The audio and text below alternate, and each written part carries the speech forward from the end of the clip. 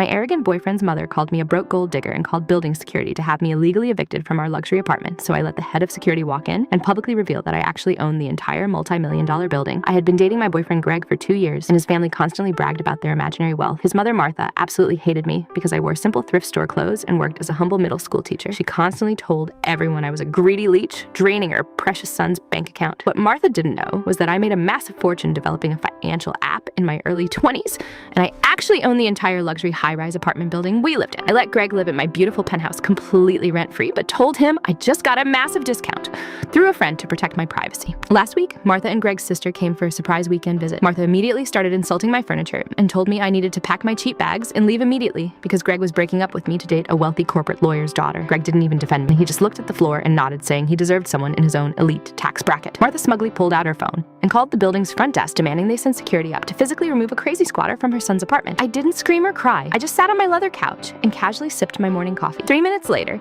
the head of building security and the property manager knocked on the massive double doors. Martha smiled maliciously and pointed directly at me, yelling, "Get this broke trash out of my son's house right now." The property manager looked at Martha completely confused, then looked directly at me and said, "Is everything okay here, boss?" Martha's smug smile completely froze on her face. She asked why they called me boss. I stood up and calmly explained that my private holding company owns the entire 50-unit building, and her fake rich son has been living completely rent-free on my dime for 2 solid years. Greg went absolutely pale and started violently stuttering, trying to apologize and say it was all a big misunderstanding, but I just raised my hand and stopped him. I looked at the massive security guards and told them Greg's guest privileges were officially and permanently revoked, and he had exactly 15 minutes to pack his cheap suits before they were all arrested for federal trespassing. Martha started aggressively crying and screaming that I was an evil monster while the security guards physically escorted them out the front door and forced them into the cramped service elevator. I threw Greg's expensive golf clubs directly into the alley dumpster, and I currently have the entire penthouse completely to myself while he moved back into his mother's basement.